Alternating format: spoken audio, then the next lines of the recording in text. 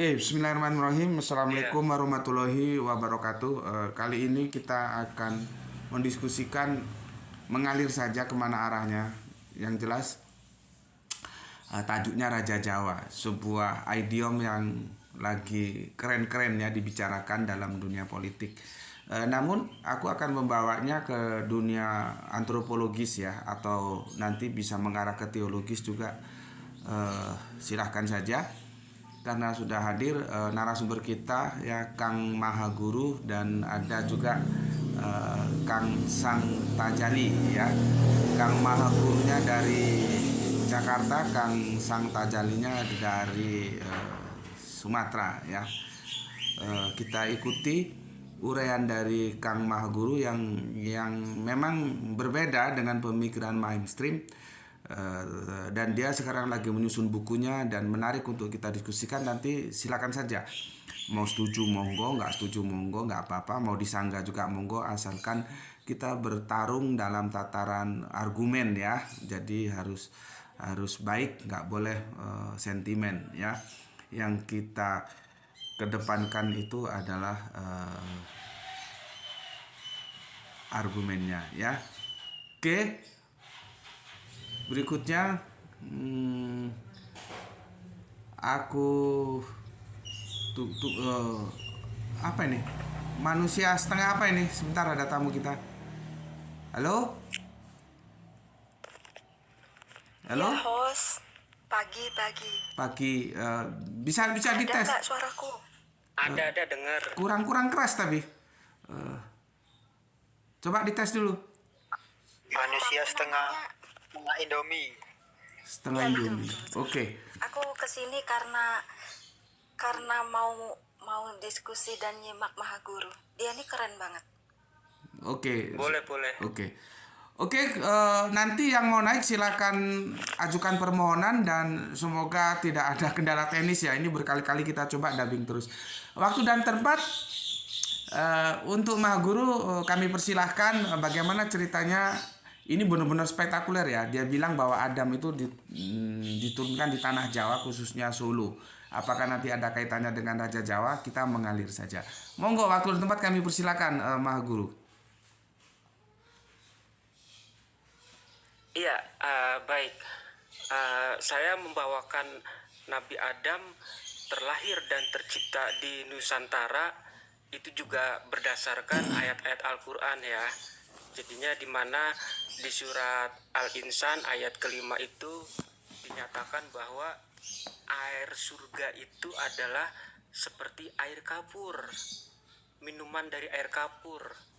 Nah, berarti air di surga itu adalah air sejenis air kapur, yang mana air kapur itu hanya ada di Nusantara. Mungkin yang orang Sumatera lebih tahu yang namanya daerah Barus. Itu daerah Barus ada di Sumatera Utara, dan dia itu penghasil air kapur itu dari sebelum Masehi sampai sekarang. Daerah tersebut penghasil air kapur, dan juga banyak di daerah-daerah lain yang menghasilkan seperti gaharu, karena orang-orang zaman dahulu sangat membutuhkan yang namanya kapur barus dan gaharu. Bahkan di Mesir aja itu mumi-mumi Mesir Firaun mereka mengimpor kapur barus di Nusantara itu sebelum Masehi buat raja-raja yang dimumikan.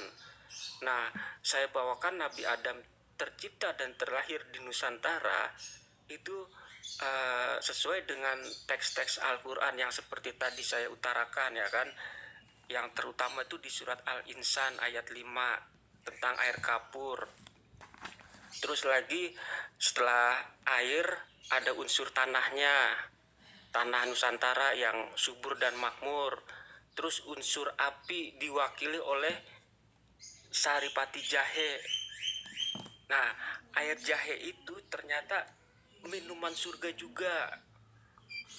Jadinya ada dua minuman, Yang satu minuman air kapur, yang satu minuman sari pati jahe, wedang jahe. Itu betul-betul air surga itu. Di Al-Quran tertulis. Nah, yang terakhir adalah udara yang mengawinkan. Jadinya udara itu yang mempersatukan unsur-unsur tersebut, sehingga bersatulah unsur-unsur tersebut menjadi yang namanya nafsin wahidah. Nah, itulah nafsin wahidah itu berasal dari itu, dari penggabungan keempat unsur tadi. Karena Nabi Adam itu kan bukan tercipta dari sperma, maka terciptanya dari nafsin wahidah itu. Nah, setelah nafsin wahidah itu tercipta, maka Allah langsung membentuk setelahnya itu menjadi alaqah.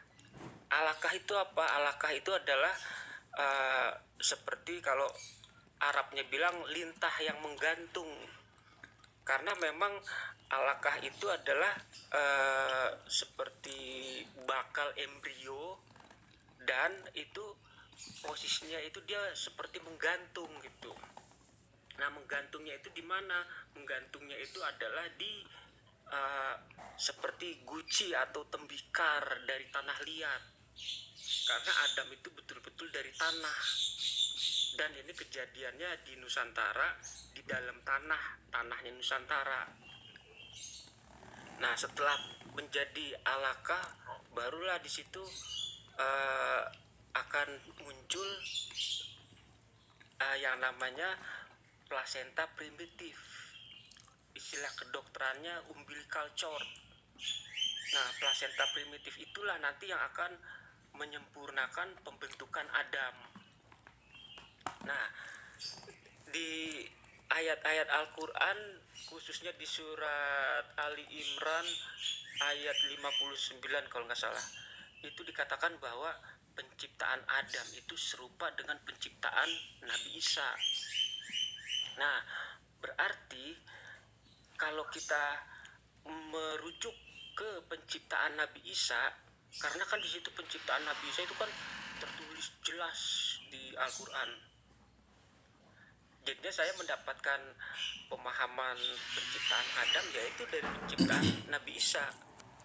Jadinya Nabi Isa itu diciptakan dari, ya kalau Nabi Isa kan dia ada orang tuanya ya, adanya percampuran antara sperma jantan dengan ovum betina.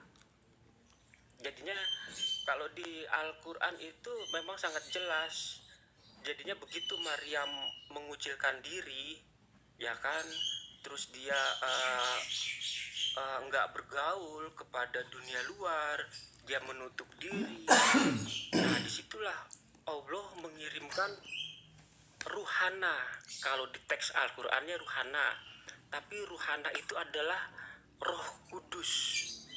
Jadi perlu di garis bawahi, di Islam itu Roh Kudus bukan ruh Allah dan bukan ruh malaikat. Jadinya Roh Kudus itu entitas tersendiri. Seperti di ayat yang lain itu dikatakan bahwa malam Lailatul Qadar itu turunlah malaikat dan ruh. Nah, ruhnya itu adalah Roh Kudus. Nah, jadi ruhana itu adalah Roh Kudus. Nah, karena Allah menginginkan sebentar, interupsi Kang Mahaguru. Sebentar, Kang Mahaguru, saya interupsi dulu ya. Supaya nanti teman-teman yang di atas juga yang di bawah bisa mengikuti dengan baik. Kalau mengutip ayat, tolong diusahakan surat apa, ayat berapa gitu. Jadi kita bisa nanti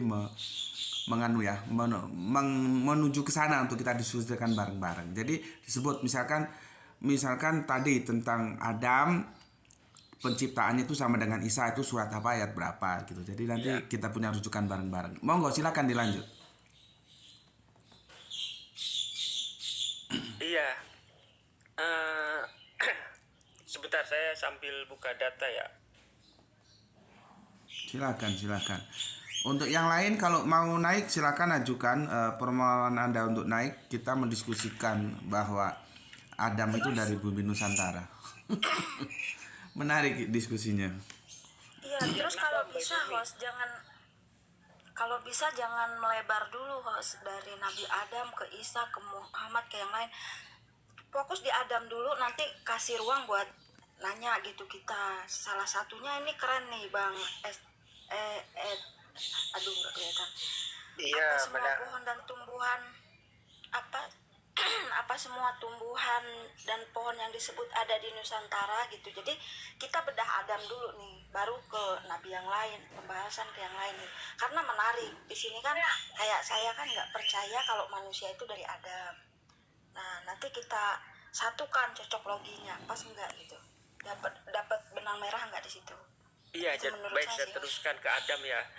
Jadi Pak Guru, interupsi ya, benar juga kata manusia apa ini ya, kan kita materinya ada item-itemnya gitu, jadi biar fokus nanti kita, jangan hanya membaca teks, kami sebagai pendengar ya gerisih gitu. Terima kasih. ya baik, langsung aja ya. Baik, tadi kan pada saat pembentukan alakah atau lintah. Nah, setelah pembentukan lintah yang menggantung, maka terbentuklah yang namanya plasenta primitif. Nah, plasenta primitif. Maaf, Guru, kita jangan ke situnya, itu biologisnya ya. Kita kan di sini tadi Adam itu lahir di Nusantara. Ya, Definisikan dulu Nusantara itu apa? Gugusan apa, pulau-pulau apa Nusantara yang disebut Mahaguru sini Indonesia. Jadi biar tahu kami. Jadi jangan nanti kami salah perspektif.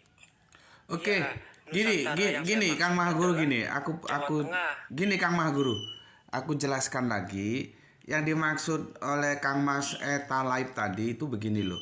Dalam sebuah peristiwa ada yang namanya lokus ya, ada lokus delicti, ada lokus apa lagi ya? Tempus delicti ya, ada lagi tempus delicti, locus delicti. Ya, yang mau ditanyakan sama Kang Etali tadi, kita bertumpu kepada lokusnya. Lokus tempat, lokus itu lokal, tempat kalau bahasa hukumnya begitu. Jadi tidak ke proses biologisnya. Bagaimana informasi itu digabung sehingga bisa ditarik kesimpulan bahwa Adam itu berasal dari tanah Jawa. Begitu Kang Mahaguru, jelas ya? Halo? Iya, jadi fokus di tempatnya saja. Monggo dilanjut. Iya, baik. Jadi Nabi Adam itu tercipta dan dilahirkan di Jawa Tengah, di sekitaran daerah Bengawan Solo. Ya, nah setelah Adam tercipta di Jawa Tengah, baru nanti Adam itu kan dia berproses. Adam itu berproses, jadinya Adam mengalami masa bayi, masa balita, masa remaja, semua berproses di daerah Jawa Tengah. Di mana di daerah Jawa Tengah itu juga sudah ada manusia-manusia purba lainnya. Nah, saya bawakan Adam tidak tercipta dari manusia purba, karena manusia purba itu bukannya manusia, mereka itu sejenis kera besar. Makanya di sini dibedakan antara kera besar sama manusia. Nah, disitulah kurang jelas itu, Bos. Jadi ada memperkosa kata namanya. Udah, purba kan, orang purba, bukan kera. Jadi Adam itu yang mananya, purba, orang kera, kan gitu. Jadi Adam itu orang purba atau kera, itu jadi gitu kita. Kalau Adam manusia yang saya tahu gitu, jangan bahasa purba, bahasa kera, itu namanya memperkosa kata namanya itu. Mahaguru. kan memang begitu. Begini Mahaguru ya. Itu Oke, dari Tanah Nusantara ya bisa diambil inilah hikmahnya lah ya. Berarti pembuatannya di bumi gitu ya, bukan di surga ya. Iya, di bumi, bukan di surga. Atau begini, teman-teman, sebentar supaya enak sebentar semua, supaya enak diikuti. Maha Guru kita kasih waktu 5 menit, tolong jangan dipotong ya. Kita kasih 5 menit untuk mendeskripsikan, dan Maha Guru fokus ke lokus deliktinya ya, ke lokus, ke tempat, bukan proses anatominya, biologisnya enggak, tapi tempat, karena itu yang menjadi rujukan diskusi kita. Bagaimana dia bisa dilahirkan di Nusantara, di tanah Jawa, dan itu Solo, dan itu Bengawan Solo gitu ya. Nanti setelah 5 menit semuanya tamu-tamu terhormatku aku kasih waktu untuk bertanya. Oke, 5 menit dari sekarang, tolong jangan dipotong dulu ya. Maha Guru, silahkan. Ya, baik. Jadi Adam itu diciptakan dan terlahir di Jawa Tengah, tepatnya di sekitaran daerah Bengawan Solo. Karena di daerah sekitaran Bengawan Solo itu bersinggungan dengan yang namanya hewan-hewan purba. Hewan-hewan purba yang berdiri tegak dan termasuk ke dalam kategori kera hewan itu. Nah, kalau Nabi Adam dia itu manusia, bukan dari kera. Karena di sini saya ingin bersimpangan dengan teori evolusi. Jadi evolusi itu terjadi hanya di dunia hewan dan dunia tumbuhan. Evolusi tidak terjadi di dunia manusia. Karena manusia itu adalah makhluk yang betul-betul sempurna dari genetika dan akal fikir, ya kan? Makhluk yang sempurna. Makhluk yang sempurna itu diciptakan di tanah Nusantara, tanah yang subur. Itulah makna dari surga. Surga itu adalah tanah subur di Nusantara. Jadinya pemahaman tentang surga dan pemahaman tentang evolusi itu bisa berjalan bersamaan. Meskipun manusia bukan hasil dari evolusi, karena evolusi itu bertentangan dengan ayat-ayat Al-Quran. Kalau manusia mau ditanya evolusi bertentangan dengan Al-Quran. Makanya di sini ayat-ayat Al-Quran itu menjelaskan secara terperinci bagaimana penciptaan manusia itu. Dari awal kejadian, terus masa balita, masa remaja, itu tertulis semua di Al-Quran. Makanya saya membawakan Adam dari Nusantara, tanah Jawa, Bengawan Solo. Meskipun para ilmuwan Muslim mereka mengatakan Adam itu hasil dari evolusi, saya bisa membantah data-data mereka, karena saya juga sedang membuat bukunya berjudul Adam dilahirkan di Nusantara. Jadinya buku itu Maaf, saya Sebentar Pak Etalait, kurang 2 menit, biar nanti jenengan saya kasih waktu. Pak Etalait, kurang 2 menit. Oke, selesaikan Maha Guru. Iya, jadi Adam itu adalah Nabi Adam, manusia pertama yang tercipta di bumi Nusantara. Jadinya manusia pertama itu kalau menurut Al-Quran dia itu termasuk Nabi. Banyak ayat-ayatnya kok yang menjelaskan Adam itu adalah seorang Nabi. Jadi Adam itu bukan manusia sembarangan, dia manusia yang terpilih. Manusia pertama, nabi pertama, khalifah pertama. Ya, jadi pemahaman-pemahaman yang terbarukan ini saya akan gunakan untuk memberi pencerahan kepada ilmuwan-ilmuwan muslim yang masih menganggap Adam itu hasil dari evolusi. Sebetulnya itu fungsi dari buku saya itu. Saya ingin menjelaskan kepada mereka supaya mereka itu paham sebetulnya evolusi itu apa, manusia pertama itu apa gitu. Karena selama ini kan dipaksakan evolusi terjadi juga di manusia, bahkan sampai masuk ke mata kuliah evolusi itu. Oke, terima kasih Kang Mahaguru, waktu Anda sudah habis ya. Nanti aku kasih waktu lagi untuk menjelaskan.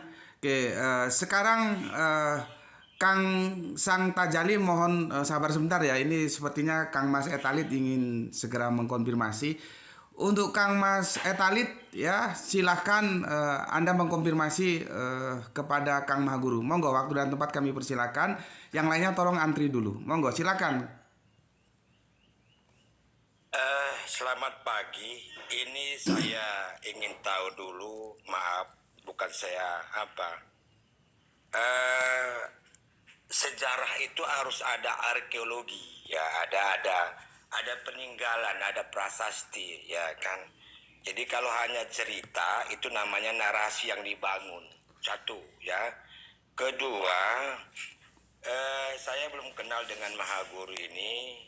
Dia itu sejarawan atau ustadz atau apa, karena dari narasi yang dibangun itu adalah kebanyakan cocokologi, ya kan, cocokologi.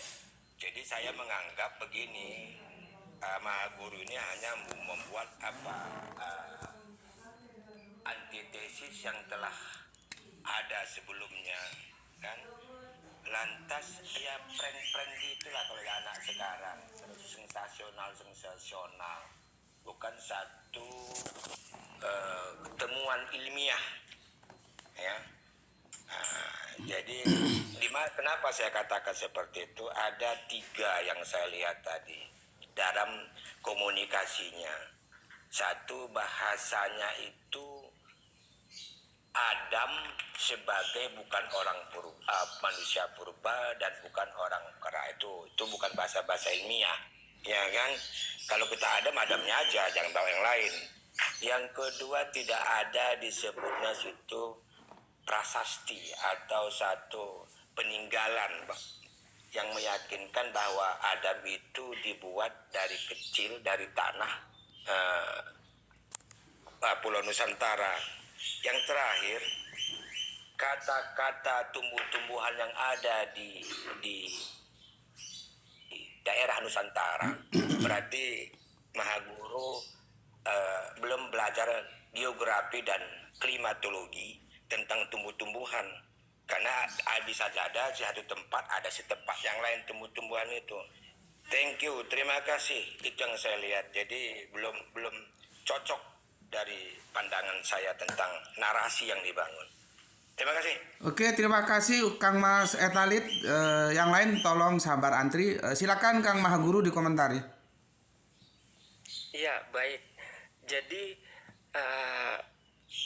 karena saya itu orang Muslim, saya mengimani Al-Quran. Yang saya utarakan juga itu ada di ayat-ayat Al-Quran semua. Ya, maaf aja kalau kepercayaan kita berbeda, nggak apa-apa. Di sini kan hanya menjelaskan, ya kan. Dan saya menjelaskan dari Al-Quran. Kalau Anda nggak percaya sama Al-Quran, silahkan. Karena menurut saya Al-Quran itu merupakan suatu buku petunjuk bagi seluruh manusia.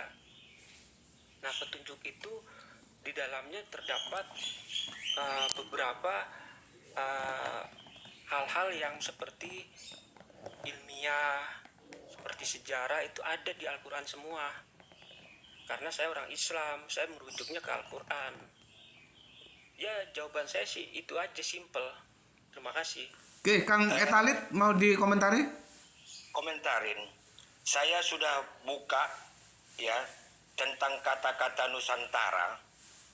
Ya, yang jelas secara tekstual kata-kata Nusantara ya itu tidak terdapat. Itu satu hal. Al-Quran itu menurut saya udah itu ilmiah ya. Al-Quran itu dibangun dengan kata-kata yang benar ya, kalimat-kalimat yang benar, berasal dari Tuhan yang satu. Udah, kalau dipelintir atau diapakan, kalau kita tafsirkan atau kita tadaburin sesuai dengan pemikiran kita, itu bukan ilmiah. Oke, terima kasih. Oke, Saya tanya, air kapur itu ada di mana? Saya orang Medan, ya, saya orang Barus. Itu bukan air kapur, ya. Itu ada pohon kapur namanya, besar, Mas. Besar, lurus, wangi, Mas. Sekarang sudah nggak ada lah, odasi nggak gitu banyak lagi, Mas. Jadi makanya saya ya kok begini nih saya pikir, ya kan? Itu bukan air kapur, kayu kapur warnanya kehitam-hitaman, coklat apalah namanya. Saya sudah melihat itu. oke, sebentar, Iya, itu kan- sebentar, Maha Guru, sebentar. Kang Etalaib, ini Bataknya Batak yang mana? Karo, Purba, Toba, Saya pak-pak dari Sidikalang. Pak. Berarti sama bahasa Batak Toba sama? Beda. Beda. Oke. Beda. Oke, alhamdulillah kita ketemu langsung narasumber Kang Etalaib yang pernah menyaksikan langsung berdasarkan pengakuan beliau tentang Barus yang ada di daerah Barus sana. Kang Maguru mau menjawab? Iya. Ya, silakan. Ya jelas, di situ kan di Al-Quran tertulis air dicampur dengan air kapur, sejenis air kapur. Mas, jangan diperumpamakan, ya. Jadi itu, jadi sejarah Barus itu, Mas, orang-orang dari Jazirah Arab namanya ya, masuk ke Barus, ya. Di situ ada prasasti makam, namanya sekarang dengan tangga 1000, Mas. Ketinggiannya mungkin 1.500 dari permukaan laut, Mas. Meternya itu meter panjangnya manusia itu sekitar 12 meter yang saya saksikan. Saya udah ke sana. Saya dulu tugas di sana mengenai arkeologi. Jadi makanya nggak boleh Mas narasikan seperti itu. Nanti melesetkan pemikiran orang. Mas, lihat Mas, kalau ilmu yang kita berikan tidak benar, diamalkan orang, ya kan, jadi sesat nanti orang, Mas. Terima kasih. Ya nggak apa-apa, saya tahu Anda kan dari Nasrani, jadinya Anda nggak mungkin mempercayai Al-Quran. Nggak apa-apa, wajar. Saya orang Islam tulen. Ya, saya orang Islam. Cepat kali Mas mengatakan saya orang Nasrani. Saya orang Islam tulen. Sudah bolak-balik ke makam Rasulullah Muhammad sallallahu alaihi wasallam binti bin Abdullah. Ya. Nah, ini dia. Ya berarti Anda masih menggunakan tafsir Israiliyat. Oh, Karena tafsir Israiliyat itu, Mas jangan berargumen. Satu masalah dulu, Mas. Ini nanti melebar. Loh, Ya, iya, satu harus masalah dong. dulu. Jangan melebar, Harus Mas. dong. Nanti begini dalam kami, Mas, ya. Maaf. Ketika ada pertanyaan, ada jawaban, ada pertanyaan lagi, nggak boleh kita fokus dulu dalam satu hal. Nusantara lahirnya Adam. Mas tadi menyatakan batu kapur yang ada di Sumatera, tepatnya di Barus. Mas sudah pernah ke sana? Ya udah, sekarang kalau Anda masih menggunakan tafsir Israiliyat, yang silahkan. Yang jelas tafsir Israiliyat itu milik Yahudi. Mas, Anda kan mendebat saya seperti itu karena Anda masih memegang pemahaman dari tafsir Israiliyat. Mas, saya mau tanya dulu, Mas. Coba definisikan apa itu tafsir. Apa tadi Mas bilang? Israiliyat. Israeli ya. Coba apa itu, Mas? Definisikan dulu. Ya, tafsir Israiliyat itu tafsir milik orang-orang Yahudi dan Nasrani, di mana tafsirnya mereka itu mengatakan Adam itu tercipta di langit surga.